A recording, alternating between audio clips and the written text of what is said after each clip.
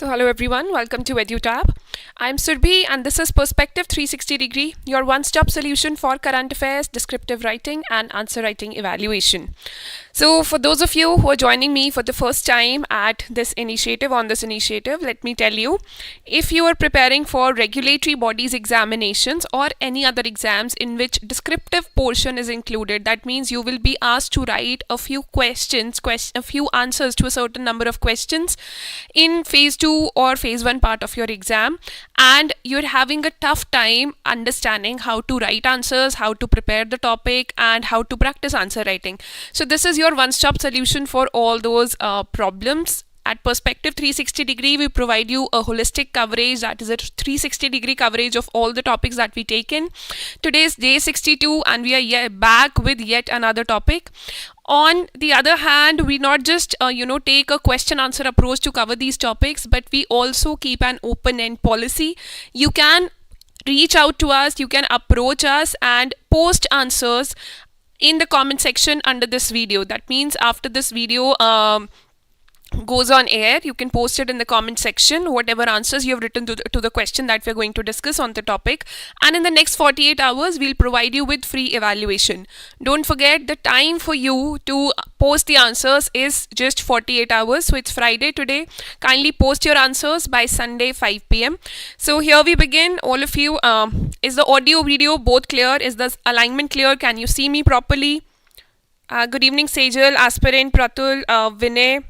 Okay, Vinay is a new enrollment. Ashmita, good evening. Good evening all of you and welcome back. Welcome to the people who are joining me for the first time as well. So kindly just send me a thumbs up if the audio is clear and everything else is on point. Alright. So let's move ahead. The topic for today is very interesting: women in workforce. Is the data or are the estimates truly real? Is the increase truly real? So is it true that participation of women in workforce has increased? If I talk about the previous decade, the participation of women in Indian workforce was less than 20%, and you will be surprised to know that in urban areas where more educated women are there, more job opportunities are there, urban areas recorded lesser participation of women in workforce as compared to the rural areas. So today we are going to go through the certain news articles that have come up, certain editorials we'll see. Also, I'll take you through some very important data, India's rankings in various indices, and where does India stand when it comes to participation of its women in workforce, and where do we have, what is the way forward for our country.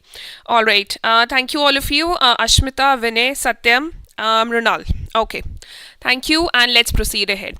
So the news that has come up is that EPFO, which looks after PF funds or the provident funds and of the organized sector usually.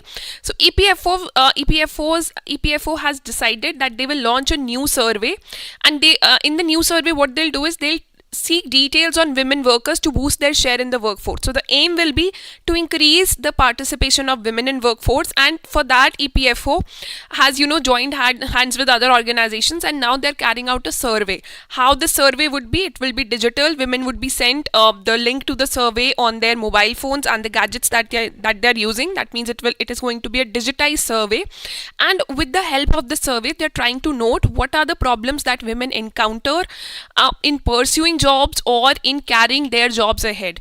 Also, they will be asked that are they getting equal salaries for equal work at their workplace? Do they feel safe at their workplace? So once you have data at hand for any kind of process, once the data is ready, once the statistics are ready, that is the time you know where to head towards, where to give the solutions.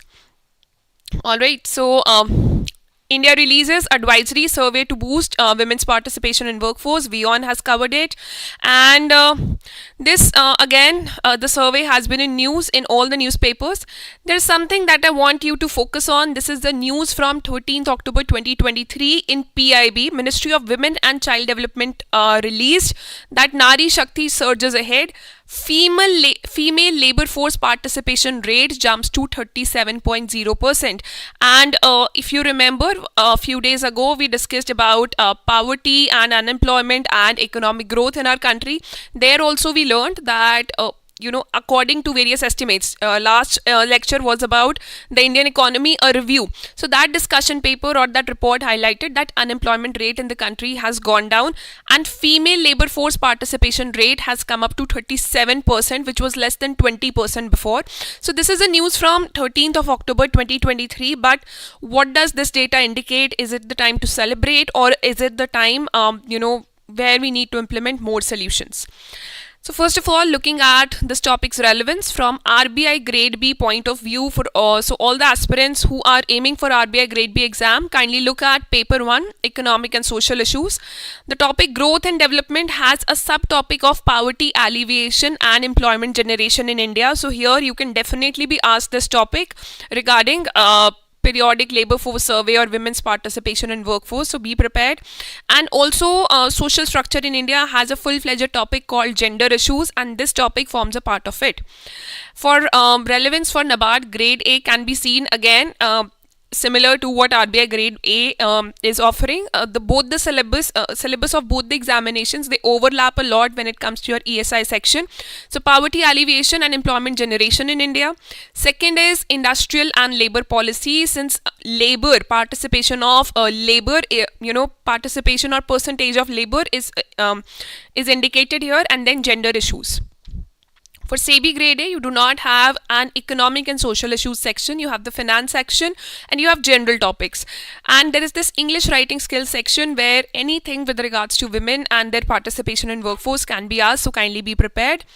Let's look at the expected question now. And for today, we are keeping the discussion very simple because I understand the previous few discussions have been heavy on data. So today we are taking a topic from social issues, a topic which has been in news for quite some time and which is very much relatable. So even if you have not studied it, you will still be able to answer this question. But read it with us, study with us, and see how do you have to use various data and facts and examples to get more marks with the same kind of material that you're writing in your answer. So identify and explain the various challenges associated with women's participation in the workforce in India. So first of all, they're asking you, you just don't have to identify, you also have to explain the various challenges. That means what are the reasons associated that women are not participating in workforce, and what are the challenges that are hindering their participation in the workforce in the country. Answer for 400 words for 10 marks only. So pardon me here, this is the answer blueprint that we will follow. We start writing our introduction by we start writing our answer with the help of an introduction. In the introduction, we usually start with the focus on the topic or theme. So the topic for today is women's participation in workforce. So talk about that. If you know about recent estimates, if you know whether it has been increasing or decreasing with time, then kindly write about it in the introduction itself.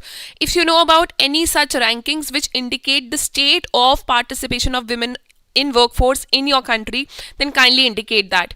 Also highlight the importance of women in workforce. How does it why is it beneficial for the country? Why are we even talking about it? Why is that important? Because the question is very, very simple. They're not asking you any importance that why women need to participate in the workforce. Secondly, they're not asking you for a solution, but you must have read it. You should have read it as a serious aspirant, and in our answer we want to give a holistic perspective. So importance of women in workforce, and secondly giving solutions, how can it be increased, that will also form a part of our answer.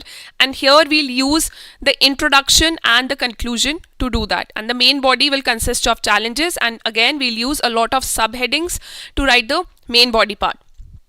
So moving on, introduction will contain overview of women in workforce. The body part 1, or the only body part that will form a part of this answer, will be talking about the challenges which are coming from here, and the conclusion will provide a way forward.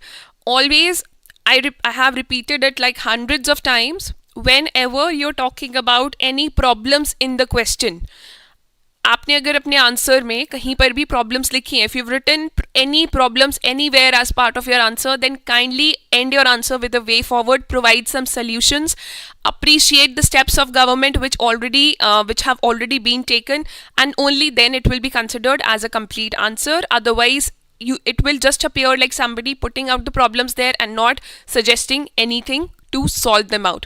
So let's look at the introduction, and Here we are starting with the, I hope you know when is International Women's Day celebrated. It's on 8th of March, and the theme for last year was very much related to women empowerment. So we are using that theme. You can use this year's theme when the next year's theme is out. This year's theme is out.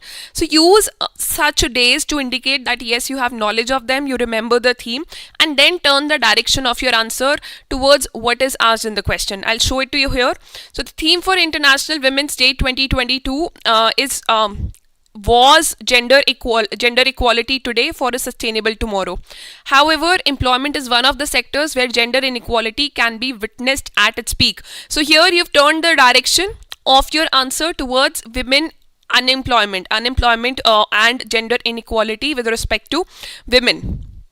So now here we are using some data to indicate that India's female labor force participation rate. Now PIB data indicates that it has increased over time, but since the question is going to talk about challenges, that why this rate is not increasing, why is participation of women not increasing in the workforce, hence we are using an information that does not support the improvement, that will come later. So India's FLFP, females labor force participation rate, is lowest amongst the BRICS countries and is also lower than some of its neighbors in South Asia such as Sri Lanka and Bangladesh. So here you started with the theme, turned the direction towards unemployment in case of women or their negligence or their non-participation in workforce. Then India's low female labor force participation. How does it negatively impact us? Why are we worried about it? It is a big threat to India's demographic dividend, and if we want to become a developed country by 2047, that is our aim, Viksit Bharat at 2047, then it will be very hard to achieve that aim if almost 50% of our population is not developing, is not growing according to the growth in economy that's occurring. So any further delay in improving the labor force, female labor force participation in productive sectors will be detrimental to India's dream of becoming a developed nation by 2047. Now here you have indicated why is it a threat for India, why is it a problem if women are not participating. Now what happens if women participate? So we will be indicating by writing this line that why women's participation is important. Okay, so it helps in boosting the economy, helps in tackling poverty, improvement in social indicators, decrease in maternal mortality rate, increase in nutritional levels of children from infants to toddlers to adults, and it enables women to play a greater role in decision making like family planning. And overpopulation is a big concern for our country, child marriage is a big concern for our country, reproductive rights are a big concern for our country. So that's why it's important for all of these things for women to be independent and be participative in the workforce. So now talk about the recent survey because it's important. It's a fact that that EPFO has started a survey to address this issue. So in the introduction itself, briefly talk about amid concerns over the suboptimal rate of female labor force participation in the country, the EPFO and Ministry of Women and Child Development have launched a new survey on increasing women participation in the workforce. So within like 5 to 6 lines or within like 4 to 5 lines, you will be done with your introduction and look at the amount of data and facts that we have presented in this introduction, rather than just starting your introduction and writing about that yes, women's participation in workforce is low and it's a problem for India, or it is increasing with time. We have used relative facts, we have used a theme. You can kindly refer to the latest theme that appears in March 2024. So this will be edited before you get the PDF. And here we have used that how India is not performing well with respect to many other countries which are a part of BRICS nations, and how is it important. How is it important, first of all, to realize the dream of Viksit Bharat, and secondly for all the benefits that comes with participation of women in the workforce. So here you've indicated the fact that was from the current context. Now we'll not elaborate on this because the question is not asking us about this. We have to talk about the challenges. So kindly after this write down the following are the challenges associated with so and so with women's participation in workforce in India, and they have been highlighted and explained as follows. So here we will be talking about 10 challenges. 10 challenges will be talked about. So The first one is high degree of informalization and unemployment. This U is separate here. I'm sorry for the editing errors. So high degree of informalization. Here I have a snapshot from IMF. IMF says that 92.4% of informal workers are there in the economy. Now this statistics differs from source to source.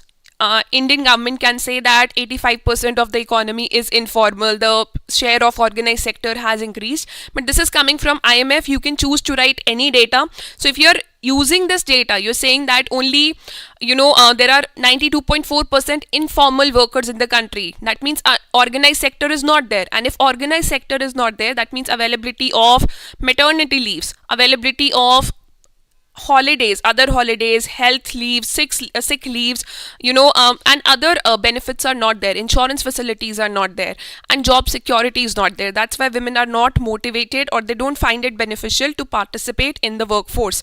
So absence of social security net in the informal sector discourages women from participating in the labor force. The second one is unemployment, and we all know unemployment is a major concern for India. And that is a major concern because of the second point here, that is we do not have a manufacturing sector which is robust and can employ people from this from all skills spectrum. So youth unemployment for those aged 15 to 29 years of age is around 17.3%. That is of July 2023 data. That's what we've taken here. Though they have said that it is decreasing with time, but still it is very, very high. The second point, or the second issue here is the missing manufacturing sector. What do you mean by the missing manufacturing sector? As I told you, when you have industries being set up in your country, then more employment can be generated. Right now, most of the people are employed in agriculture, which is again, not very profitable as of now. Secondly, people are employed in the services sector, whether organized or unorganized. And services sector, they depend a lot on market forces, for example foreign countries, or other market forces which are beyond our control. Plus, not everybody can be employed in the services sector. For even basic jobs, you need to have a basic knowledge of operating a computer, being able to talk fluently. So these are the problems which impact the entire working age group of the country, 15 to 59 years. But women also get impacted disproportionately because first of all, jobs are less. Secondly, whatever jobs are available, men are preferred there. And even if men are not preferred, these jobs are not even comfortable or attractive for women to take up, and that's why women are left out of the workforce. So the manufacturing sector, it currently contributes about 17% of Indian GDP, but it does not employ a lot of people as compared to other countries, and it is hoped to grow to 21% in the next 6 to 7 years. That's our aim, to expand manufacturing sector so that more jobs can be generated. So lack of alternative employment opportunities in manufacturing and the limited number of jobs in services for women. So here the third point that I want to focus on, which is very important, is that it's very hard to find jobs near your hometown or wherever women are staying, wherever families are there. A lot of jobs are not available. So what happens is men migrate, young men migrate, or older men also migrate in search of jobs to bigger cities or to other places. But that is a luxury that is not enjoyed by a lot of women. For example, if they are married and they are finding a job, they're getting a job which is away in some other city, then there are high chances that they might not want to take up that job, because otherwise it will lead to separation, the geographical separation between them and their families after marriage. So lack of availability of jobs near homes, and this also results in this point number 2 also results that women take up more of pink jobs. That means jobs which have been traditionally associated with women, for example, of like jobs of telecallers, jobs of a receptionist for that matter, and like only few jobs are available in hometowns or where a lot of population density is there. Then the third point here, which has been highlighted by various economic surveys year after year, is the gender pay gap. That means women are not paid at par with their male counterparts, so they don't feel motivated. And secondly, glass ceiling. Glass ceiling means even if you join the workforce, you cannot rise beyond a certain level. That means you cannot rise in leadership roles because women have biological responsibility of reproduction. They have, like, by default they have more responsibility of taking care of their children and other household chores and activities, and hence employers feel that women will not be able to take up as much responsibility as a man would be able to take up, and hence they are not promoted to higher roles or to leadership roles. But the next slide will display a different picture, and that will be very motivating for you as well. So first of all, let's justify this, and then let's go to the next slide. So according to Economic Survey 2018, now this is very old. Can you quote previous economic surveys if you're appearing for the exam in 2024? You can definitely do that. Just make sure that you're not quoting any data for which an update has come. So if you're quoting some fact, for example, this glass ceiling is a term and fact associated with Indian women in workforce, kindly use that. For example, the twin balance sheet problem that was brought up by one of the economic surveys. That was a term that was mentioned in one of the economic surveys, and you can talk about it here also. Now we have the 4 balance sheet problem, so you can talk about it later also. Just make sure whatever you're talking about, that has not been replaced by new data or new terms. So according to Economic Survey of 2018, India has one of the largest gender gap in median earnings of full-time employees. That means women are the pay gap between men and women is very high in India as compared to other countries. So inability to rise to higher paying roles due to prevalent challenges. This is the definition of glass ceiling here. And India has been ranked 127 out of 146 countries in the Global Gender Gap Report, which is released by World Economic Forum. So in 2023, India's rank out of 146 countries was just 127, and that's not a good performance. So see, in this point number 3, we've not given a lot of explanation, as you can see here.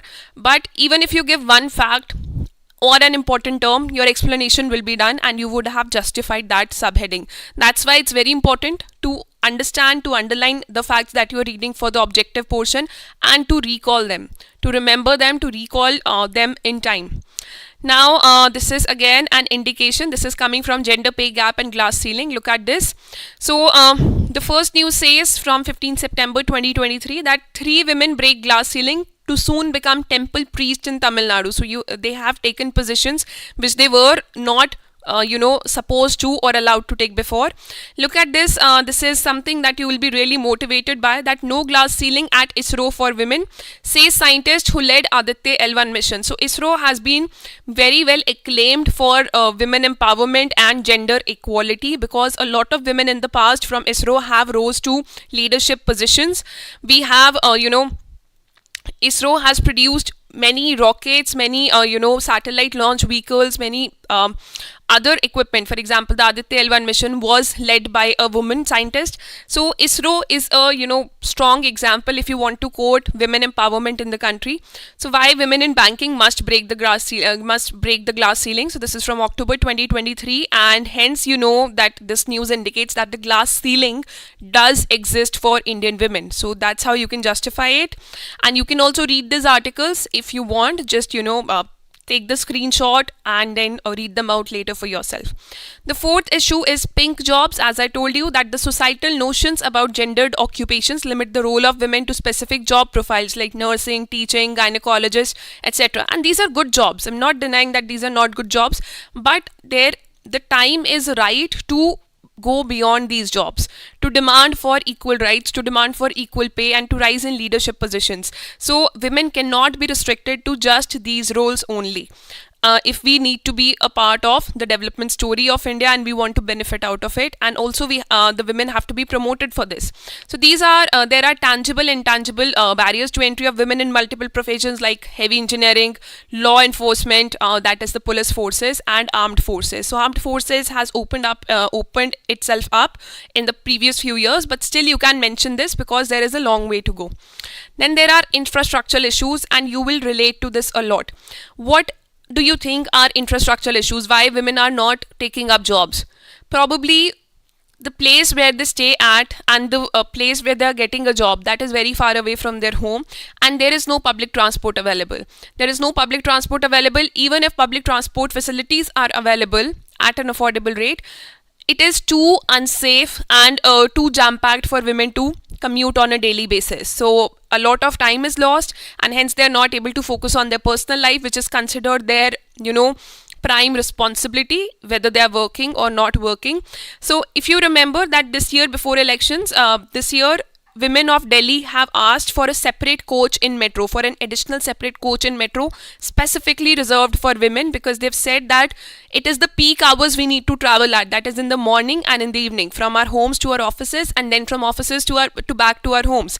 And this is the time when everything is jam packed and we are having so many troubles going back to our houses or reaching our offices on time. So that's the demand that is coming up. So firms offer flexi hours, office drop to retain female staff. So that's a positive example that's come up here. But this is again a news from Hindustan Times from October, that survey shows Delhi buses don't stop for women. So yes, that's how you can explain this lack of adequate and safe transportation. Let me know in the chat section, what do you think are other infrastructural issues which are associated with women's participation in workforce. Safety concerns can be there, but we are addressing them as a separate issue here, since this is for 400 marks only and we don't have a lot of bandwidth to talk about a lot of things, hence we are writing more and more points. Now the sixth one is cultural practices. What are the cultural practices? These are the by default responsibilities that women have to take care of. So unpaid care, unpaid housework that they do, one, and obviously then they get tired and then they feel that staying out of the workforce is better, because otherwise it's very hard to balance professional and personal lives. Yes, we have great examples, but that's not possible for all social strata, for women coming from all social strata and from all families. So unpaid housework, childcare, domestic chores, it has hindered women's ability to participate in the labor force. And in a patriarchal society, many women are not allowed to work after marriage, and this is a problem coming from increase in household income. I'll explain this to you later. That the rise in household incomes, if the families are becoming affluent, they feel that it's very hard to go out, pursue a job or pursue a career of your own, and it's very hard to carry out the struggle forward. So hence we don't want our women to go out and pursue their careers, because we are not in need of any finances. So participation in workforce is associated with financial freedom or with finances only, and if the families are affluent, then many of the families are not promoting their women, the women of their families, to be participating in the workforce. They feel that there is no need of that, while pursuing a career sets you free. Pursuing a career gives you identity and gives you a purpose in life, gives you a goal in life, and that's very important for everyone. So the rise in household incomes in both the rural and urban areas has provided women the choice to not take up jobs. And this is from BBC 2023. This is from 2nd March. Why half of India's urban women stay at home? So that's a question, and you can refer to this article by just typing this on Google, and you can read this out for yourself for better insights. Then there are safety concerns. I don't need to highlight them a lot. You have your own experiences. You must have seen it around as well. What are the safety concerns associated? Instances of sexual harassment. Yes, we have the POSH Act of 2013, and under the latest survey, companies have been obliged and companies have been, ordered by the government that please implement the POSH Act, the Prevention of Sexual Harassment at Workplaces Act, and make everybody aware out of it. So all companies, including ours, everybody is following that practice, and more awareness is generated. But still, these cases, they don't get recorded in every nook and corner of the country. And instances of sexual harassment at workplace, such instances induce women to opt out of the labor force, and even if they do not want to opt out of the labor force, they feel pressured to give up on their jobs if they are facing any kind of harassment, because they feel it will lead to a lot of embarrassment for them and their families, and hence what they do is they just straight away resign. Then finally, you have educated unemployment. Women are now enrolling in higher studies. A lot of PhDs are women, but the problem with higher studies is that India does not have jobs, a lot of jobs are not available after higher studies. You can find jobs in the public sector or few jobs in the private sector, which again, they involve a lot of pressure. So the lack of availability of jobs that match the high female education levels, that also contributes to their low female labor force participation rate. Then there is a political vacuum. This has been in news in the previous, the second part of the previous year. The Women Reservation Bill, reservation for women, women in Parliament and state legislatures. So political vacuum. So here you can refer to the current data. That is, current Lok Sabha has only 14.4% of women, despite women constituting around 50% of Indian population. And the relation here is that if you don't have a lot of women leaders who can, put up the voice of women and talk about the needs and requirements of women in parliament, then the laws that are framed to help the women, they are from men's perspective. And that's not wrong. That is just not very as empathetic as it would have been if a woman would have been participating in framing of those laws. So because both the genders, they are different, their needs are different, and their understanding of other gender is very, very different. So that's what we are trying to emphasize here. So the lack of gender perspectives, that means women are not there to give their perspective. It inhibits formulation of a comprehensive policy that encourages women participation in economic activities. Now I agree there can be other sides to it. There have been many positive examples also. Our finance minister is a female. She presented I think the 6th budget yesterday, her 6th budget. So our president is a female, and there are many positive things also, but what we have to do is we just have to look at what we are doing wrong and what are our problems, and what are the positive examples or positive things that we can implement so that things get better. Getting better and better with time, that is what we want. And let's not forget that there is still a long way to go. And so let's see a way forward. Now, way forward can be very interesting here. If you go back to lecture number 7 of Perspective 360 degree, there we talked about gender equality or women empowerment in gender issues. They were talked there. So way forward would be very much similar to that lecture, but here we are focusing on some of the important points. Here you can emphasize on the survey that is being carried out. So this survey that has been brought up by Ministry of Women and Child Development and EPFO, it will go a long way in ensuring more participation of women in workforce because of these and these factors. Always remember, don't add any new type of data in the conclusion. So since we've already mentioned about that survey in the introduction, hence we can appreciate it here. Also, you can talk about the recent act for women reservation in parliament. That will also empower women a lot. So let's start our conclusion by saying that to address this problem, what we need are concerted efforts and targeted strategies along with change in attitudes. Very important. Change in attitudes of women, for women, about women, for women to take advantage of these new labor market opportunities. So see, employment opportunities are being generated in the country with the help of various ventures that our current government is launching and is about to launch. So definitely women need to be at the forefront to be benefiting out of this. Only then we can shift from gender inequality to more gender sensitivity. Then access to higher education has to be increased, skill training, digital technology, availability of mobile phones. Yes, we have seen in the ASER survey that we discussed a few days back, that prevalence of or penetration of mobile phones is high, but that is lesser for females. So just having an access to mobile phone and internet, that can increase the chances of one pursuing a remote job or higher education. Okay.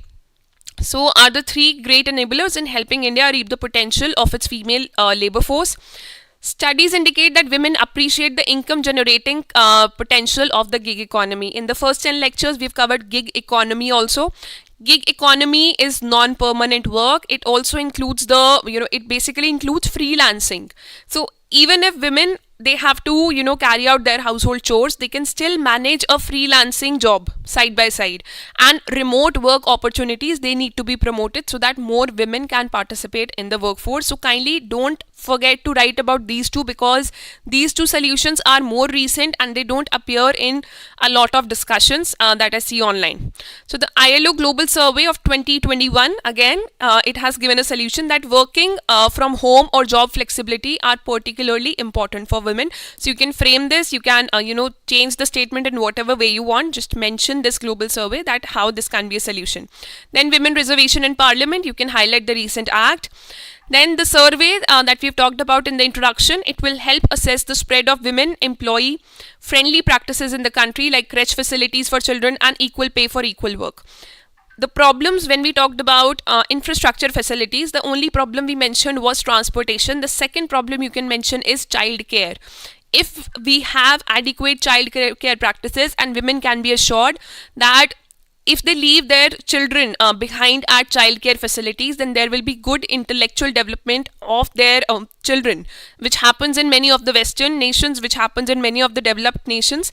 Getting the job of a childcare expert is the hardest to get there, because children are taken care of in a very scientific way in such facilities. So if we can start to develop such childcare facilities in India also, where children can stay safe, learn, grow and interact with each other, then I think a lot of burden can be released and more participation of women in workforce will be seen with time. Because right now childcare is the prime responsibility of women, or in a joint family it becomes the responsibility of grandparents if the woman is working, if the mother is working, or sometimes if availability is there and if trust factor is there, then some people can be hired to take care of children, but that's not what is appreciated in our society, and that's not what even the children benefit from. So scientific childcare facilities, kindly code that as infrastructure problem and kindly code that as a solution as well. So improving female labor force participation rate, definitely this is the favorite conclusion you can give for anybody, is related to achievements like Sustainable Development Goal 1, no poverty. Because more income would be there in families, two incomes are always better than one, and hence poverty can be tackled very much better. Sustainable Development Goal 5, which is straight away about gender equality, it has 6 sub goals. Sustainable Development Goal 8, which is about decent work and economic growth, which we need for all genders in our society, and Sustainable Development Goal 10, that is reduced inequality. So you can relate these goals here. The conclusion is not provided to you in a very lucid format. I have given you some points, so kindly frame your own answer out of these points. I'm displaying the question again, and post your answer to this question by Sunday 5 p.m. Not beyond that, and we will check your answers, we'll evaluate your answers and provide a very comprehensive feedback entirely free of cost. So I'll see you on Monday at 5 p.m. with a new topic, and the topic would be regarding food subsidies being challenged at WTO. So what is India's food subsidy story about, and why does the West challenge India's food subsidies? In the next week, we'll try to take another lecture on the budget, and we'll see if a question regarding descriptive portion can be asked from the Indian budget, and we'll also look at some highlights of budget have been taken by Gurkirat sir and Kritika ma'am, and they will follow that in the days to come. So kindly refer to other videos of other experts on EduTap. We'll try to take a descriptive question on budget in the next week. So if you have any additions to make or any doubts, then kindly let me know in the chat section. I see a lot of messages, so happy to see that. So I'll just go from top to bottom and then just wait for your turn. Yes, Sejal, that's right. Introduction and conclusion should be short. If you feel that introduction needs to indicate some more data, for example in this question, then you can take the introduction longer, but make sure that as a whole you're not breaching the word limit and the introduction is not going beyond 60-65 words. All right. Okay, Ashmita. All right. Thank you. Vinay Joshi, ma'am, is it important to quote the source of our data? If you can, then please do that, because many a times you will be using old data as well, and if you quote the source of your data, then it appears that this aspirant is very well read, and it helps you scoring at least 0.5 or 1 mark more than what other aspirants might be getting. And to which reports and surveys to be given priority, as many organizations conduct. Vinay, if you just keep following perspective 360 degree, then you will develop your own perspective regarding which data is important. So we usually refer to ministries data, we refer to data coming from Niti Aayog, economic survey and budget. This year we didn't have economic survey, so the Indian economy, a review, that data is important. Otherwise we refer to international organizations for employment data, PLFS is good, and National Family Health Survey for other kinds of data regarding total fertility rate and any other thing. If we have taken up reports in perspective 360 degree, for example, the ASER report was taken a few days back, that means that data is important for you. Kindly go through those lectures and try to note what data that you have to remember from these reports and what is the data that you can omit. So,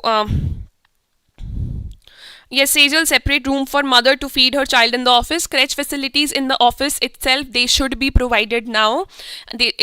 Companies should not wait for more women to join in and women to first resign their jobs because there are no such rooms available for women. Companies should readily provide such facilities as part of their annual compensation for women, and hence they will see that women have, women are participating more and they're more, more involved in the work that they're carrying out in their offices as well. And flexible policies for women, that is the need of the hour. Okay, is there any paid class you're taking in EduTap app? Amil, I take social issues and descriptive writing live classes for EduTap. Ma'am, I'm new to descriptive writing, so should we write in paragraph or in points or in mix, please? A mixture of paragraphs and points. Try to write your introduction and conclusion and any opinion in paragraphs. If there are a number of points, for example, in this question we had 10 points, then use subheadings, then explain those subheadings and use the pointers approach as much as you can for the body part of the answer. That will help you score more marks. Alright, Vinay? So I don't see any other additions coming in. So let's call this a day and I'll see you on Monday at 5 p.m. Please post your answers as early as possible and at max by Sunday 5 p.m. Take care all of you and all the very best.